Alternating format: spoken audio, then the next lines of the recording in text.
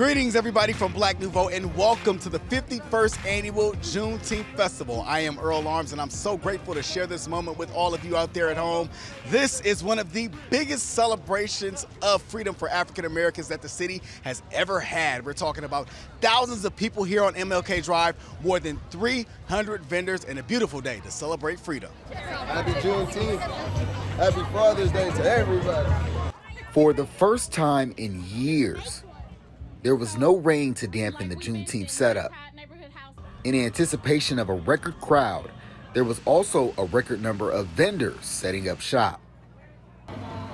The Juneteenth parade would be bigger than ever, taking over 3 hours.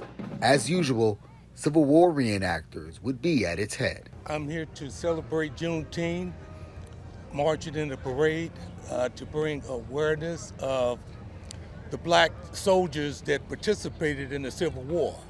The 29th Infantry Company F is the first black unit from Wisconsin that mustered out of Milwaukee for the Civil War. And what we are doing is bringing awareness of that unit. During the 19th century, a lot of the participation of the black soldiers was erased out of American history. And what we are doing today is bringing back awareness for the kids, the women, the men, and the whole country to receive the credit that the black soldiers did during the Civil War. The women followed behind the soldiers, and once they made encampment, the women would come on camp, and they were the nurses, the laundress, the cooks on camp. Our unit represents the 29th Infantry, which was mustered out of the Midwest, Milwaukee, Illinois. It's very important not just to Army and black history, but also Wisconsin history. You know, 1/9 of the state of Wisconsin turned out for service during the war. I personally play a white officer who would have volunteered for this position. They chose people who were either abolitionists or sons of clergy or other abolitionist people because they wanted someone who would care for their soldiers. These new black infantry units that were mustered, not just treat them like cannon fodder. Happy Juneteenth Day!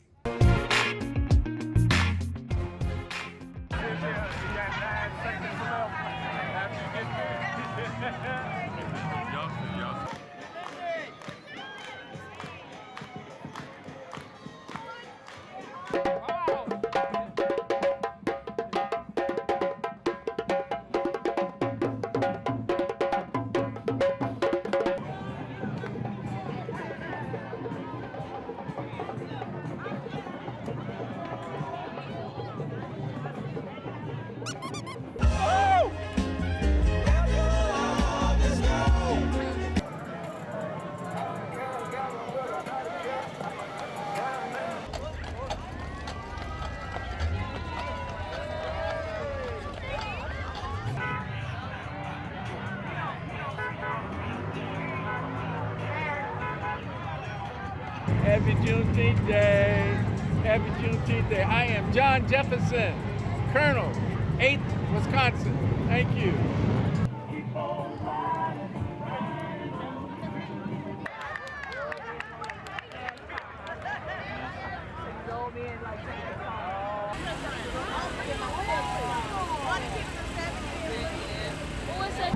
Say hi, safety dog.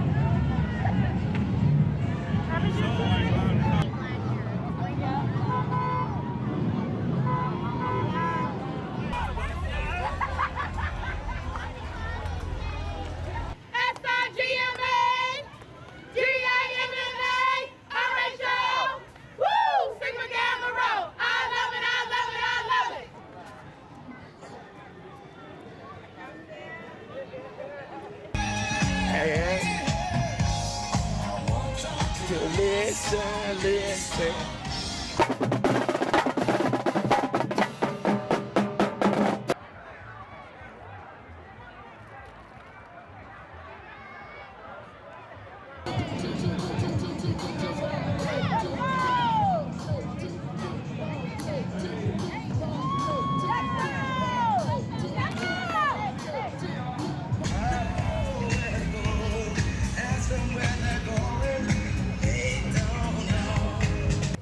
Celebrate Juneteenth by reminding myself about the constant struggle for African Americans in this country and how much we have accomplished and how much we need to strive to make sure that it is an equitable and just system in our society.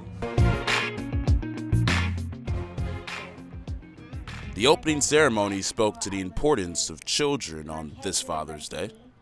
Everyone, thank you very much for being here to celebrate us, our African American culture, our history, all the things that we want everyone to know, especially our children. You see our children here? This is our future. This is why we have to constantly remind people of who we are, the power that we have as a people. And then it was time to meet Mr. and Miss Juneteenth 2022. Hi, my name is Terry Elise Mims. I am 17 years old and I am a senior at Milwaukee Lutheran High School. At Milwaukee Lutheran, I participate in speech and debate, forensics, theater, and I'm the student body president. Outside of Milwaukee Lutheran, I'm a participant of Future Urban Leaders as well as Top Teens of America, and I currently serve as the chapter president. Beyond high school, I plan to attend Georgia State University and earn my Bachelor's of Arts in Media and Film. And one day I hope to represent my community through my writing and inspire so many other people to take opportunities and to lead. Thank you. Hello, my name is Keon Miles. I currently attend Dominican High School as a freshman, but in the fall, I'll be a sophomore. My plans after high school are going to HBCU and also doing real estate. Thank you. On June 19, 1865, Major General George Granger told the enslaved population of Galveston, Texas, that they were free. But freedom for African Americans did not come easily at the end of the Civil War. Joining me to discuss the nature of our struggle for freedom is historian Dr. Rob Smith. Dr. Smith, thanks for joining us. Glad to be here as always, James. So how far have we regressed? You know, that's a really interesting question, and I think the first thing we have to do is interrogate the we. Who is the we? If we're talking about African Americans haven't regressed in that struggle. In fact, that struggle has become more sophisticated. It's engaged digital technology. It's engaged a global community of black people around some fundamental principles associated with black liberation, and we can talk about those in a little bit more detail. I think if we get into the we and the regress, we're talking about our nation, our nation's political institution, our governmental structure. That's where we've seen the regression. And the regression has been fueled and promoted in so many ways by this continual commitment to white supremacy. And I want to make sure to be clear with folks what I mean by that. This is a term that racists from the 19th century through the 20th century has used to define themselves, white supremacists. And so we see immediately after the election of Barack Obama, a significant uptick in these organizations, in their rhetoric, and their hostility. We also see that continuing throughout his presidency in very offensive and abusive ways. And of course, with the emergence of Donald Trump and his base, we've seen just the unleashing of naked white supremacy that has led to significant forms of violence. It's led to these digital communities that are helping to foment that kind of racial aggression and hostility. So when we think about regressing, black people, in terms of our commitment to equality, has not regressed at all. What we've seen is a regression on the part of our government to do a better job of dealing with this kind of naked white supremacy. Well, what is this naked white supremacy protecting? Well, there's obviously this long-standing belief that somehow or another the United States is reserved for people of European descent, or white people more generally. Meanwhile, we're on the land of folks who we don't do a good enough job recognizing indigenous culture and indigenous history. First and foremost, we all need to do a better job with that. And so when we think about what's being protected, is this fictive notion around these racial hierarchies that have been codified, but this fictive notion that whites are supposed to be at the top of those hierarchies. And as a result, what you get is the effort to protect political power by denying various populations, particularly African Americans, more access to the political process through voting and also more political power. We've seen the truncating of economic opportunities in significant ways. We've seen the massive full-on onslaught of our criminal legal system. So we see the protecting played out in these political arenas that then continually remind us that march toward equality, that very fundamental conversation that Juneteenth dares us to engage is critical, is important. We have to continually come back to it. I think that's why we've seen a resurgence in some ways in the way that Juneteenth has become so important, not only for African Americans, but for a national conversation. Declaring Juneteenth a federal holiday, does that change the conversation, if any, or at all? No, we were going to celebrate it anyway on our terms, and that's what's beautiful about Juneteenth. What's beautiful about this particular holiday, it's a homegrown holiday. Mm-hmm. It's moved with us as we've moved across the country. It's looked different in different locales, it's looked different in different regions of the country, but it comes back to this fundamental question of how we determine our own sense of liberation and our own identities as American citizens. We're getting short on time, but what's the one thing that needs to happen to sort of change this conversation? Well, I don't know that we can come up with one thing, but if I were to pick one thing, we have to all become more and more politically engaged. If you haven't been, it's time to be. If you've already been, you have to be more politically aware and politically astute. We have to be willing to engage in that political conversation and the political process to get the necessary political power to change the circumstances. Otherwise, we're going to continually have to face these kinds of issues, direct violence associated with white supremacy. Well, this is definitely a conversation we're going to continue online. Thanks for joining us. Glad to be here. Thank you for having me.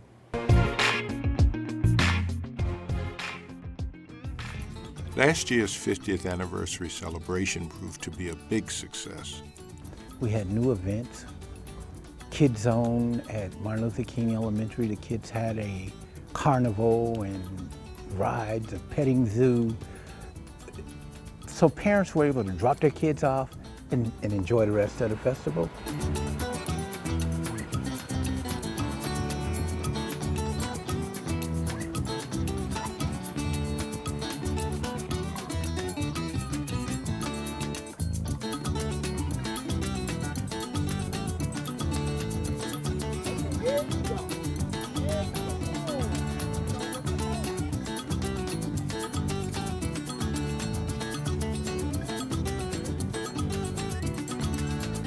Kid Zone will continue to be a big part of Juneteenth.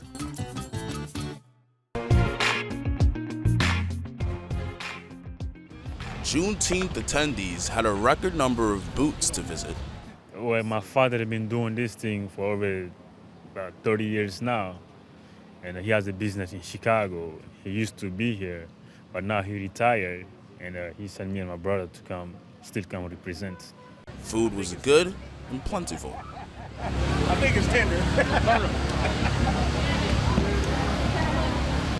If you smell good food, go try it.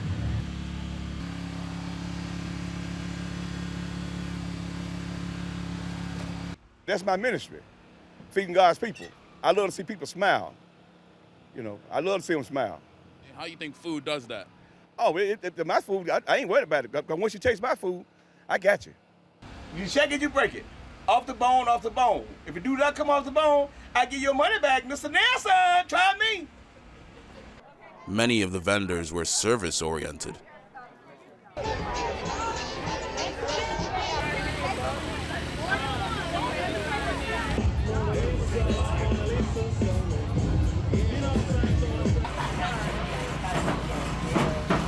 The initial purpose of the League of Martin is to allow more African Americans, women and female, and other minorities to get on the police department.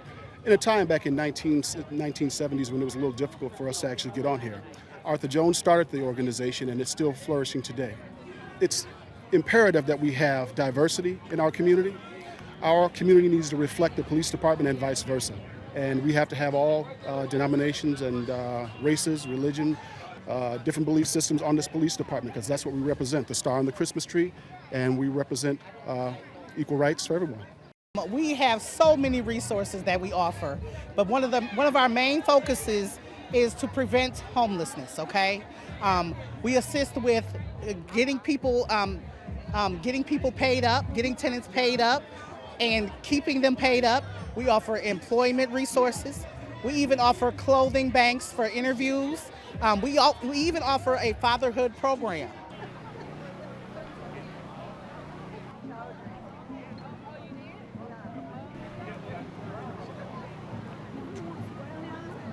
Our mission today is to support the LGBTQ community and health equity.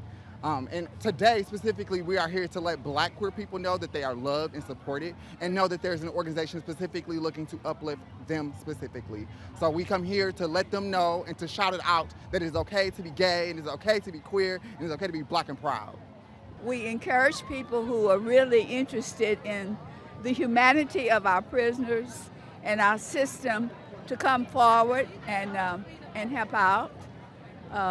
Right now we are concentrating on academics for the young people, the ones that are in the incarcerated situation, because usually when they go in they have all kinds of problems. One of them, they are illiterate, and unfortunately when they come out, unless we actually get something going, they're going to be illiterate and back up in our system.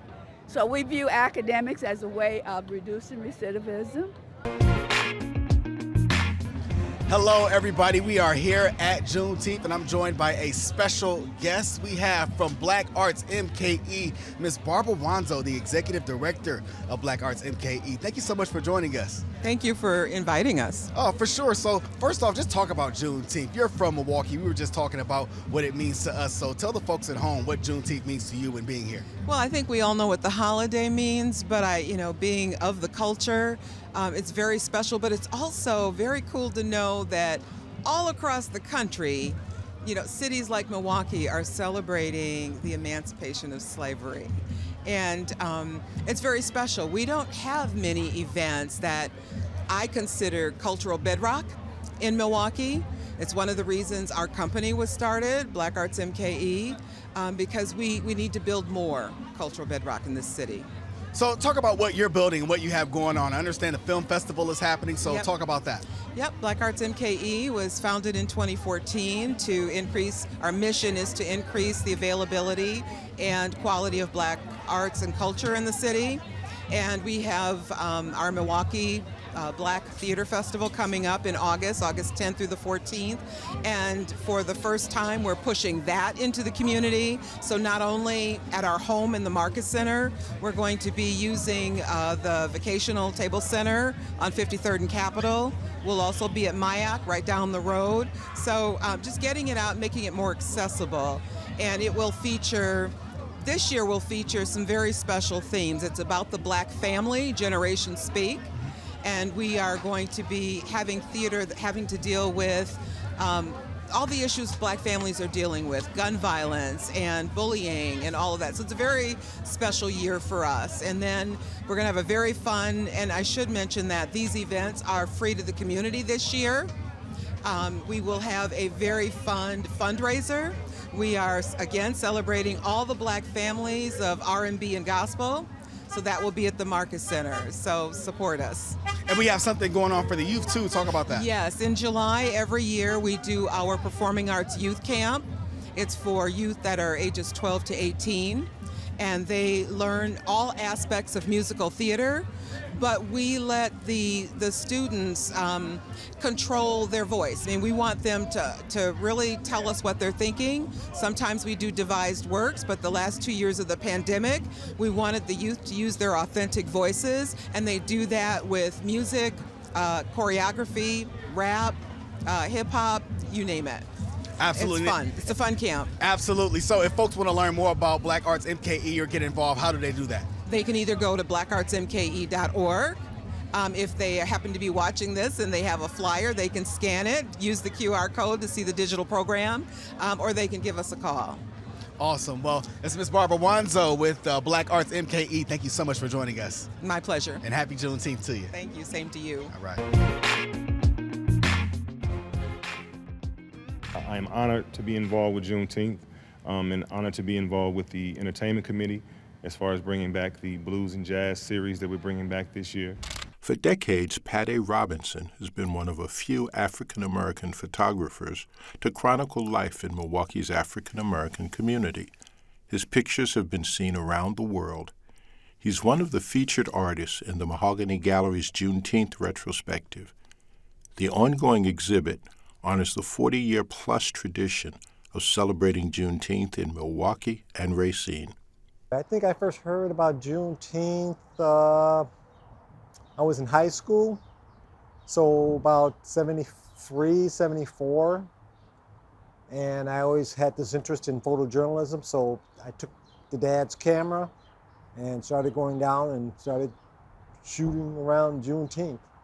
One of his early remembrances was with a minister at the festival.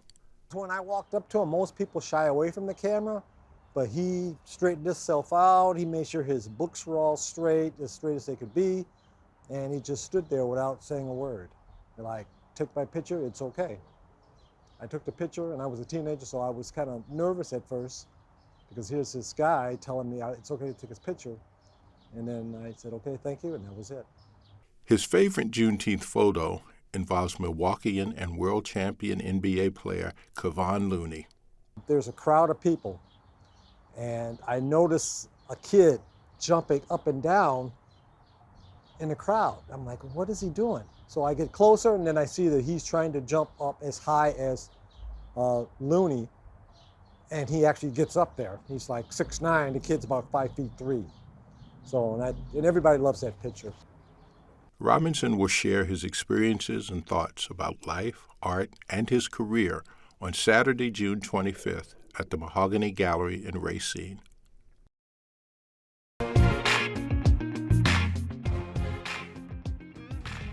Thank you, Tony. Northcott Neighborhood House for putting this on every single year. Give it up for Tony Kearney. Give it up for Beth Coggs. Give it up for Northcott Neighborhood House. Beyond planning the Juneteenth celebration, Northcott Neighborhood House has a long history of serving its community. It operates a food pantry, provides a safe place for activities for the young and old. It rebuilds and rehabs homes for the poor and offers training and certification for job skills. Giving them food, giving them a place for their kids to come, those were all great things. But seeing people unemployed or underemployed, our training programs were designed to give them a solid skill set that led to a life-sustaining job. You know, not just, hey, I can afford to take care of my family. No, I feel good about myself and where I go to work, and I have these credentials.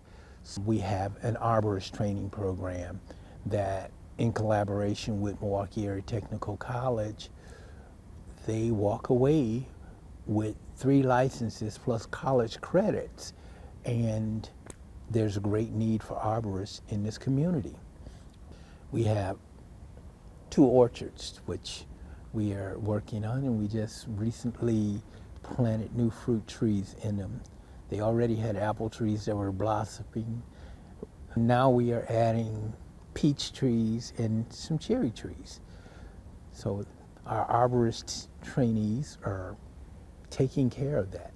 But by far the most time-consuming activity is the planning for Juneteenth. We prepare for Juneteenth all year long because it is important to our history, our culture, and we want to expose other cultures to ours. As long as we exist, we will be making sure that Juneteenth happens. Hey everybody out there, this is Juneteenth. We're having a great time out here on MLK. And this next person that you're gonna see, we actually hosted this a year ago, but now she joins us in a different capacity. Alexandria Mac. Hello. How are you? You brought a friend with us. Yes, a little fussy friend. Wow, wow, wow. Talk about motherhood. First off, congratulations. Thank you. Happy Juneteenth well, to you. And as you're getting it. This is shares us tears. Who is our friend here? This our is crying Gia. friend. Yes, she's 2 months as of yesterday. Enjoying motherhood thus far? I am. It's been beautiful. Obviously, it's a new. Okay. It has the moments like this that can be a little challenging, but overall she's so sweet. And Absolutely. It's just a new chapter for our family, and I couldn't be happier. Well, what does it mean to have her here and the rest of your family here on Juneteenth, this beautiful holiday that we celebrate here in Milwaukee? Well, it's funny because my sister-in-law was just saying that she's never seen so many babies in one place. Like everywhere we turn, there's a stroller, and I feel like I never noticed like how many kids actually come out for Juneteenth. So it's exciting that like parents, myself included, like want to share this day with our babies, no matter how fussy they are. So we had to send Gia aside for some extra TLC. Oh, my baby. But no, Alexandria, talk about one of the things about motherhood that you may have not expected to come, but you're now experiencing with Gia. Before motherhood, I was moving on my own time. So if I wanted to get up and go, I could get up and go. Now I'm very much on her schedule, so I sleep when she sleeps. I eat after she's eaten. If we're walking out the door and she is like, I am not feeling it, then I'm not feeling it either. So just adjusting to putting another person before myself has been an adjustment. Adjusting but loving it, nonetheless, Yes. I'm assuming, Oh, yes. right? Wouldn't change it at all. Oh. Like I didn't know it was possible to love another human being so much outside of my husband. But even then, it's like, oh my goodness, I want to eat her every day. I'm just like, I want to eat her right now. How can we do this? Like, why is she so cute? Ugh, love it. What's the best part about motherhood? Just her little face. Like, you just find the energy. Like, I could be dog tired, like only slept for 2 hours, and I'm gonna find the energy to take care of her. Like, and her little smile will make it all worth it. Just laughing at the little things that she does. Like, it's just, the little moments matter so much. And I've even like cried thinking of like the way I love her. Like, I can't believe my mom and my dad like love me this much. It's like, puts it all into perspective. Alexandria Mac, thank you for joining us. Congratulations once again, and happy Yes. Juneteenth to you. Thank you. All right. Of course, Juneteenth is now a national holiday. It's being celebrated on the federal level all the way down to the local level here in Milwaukee. And while we are celebrating, here's to remembering why we celebrate. For everyone on the Black Nouveau team and Milwaukee PBS, I'm Earl Arms. Have a happy Juneteenth.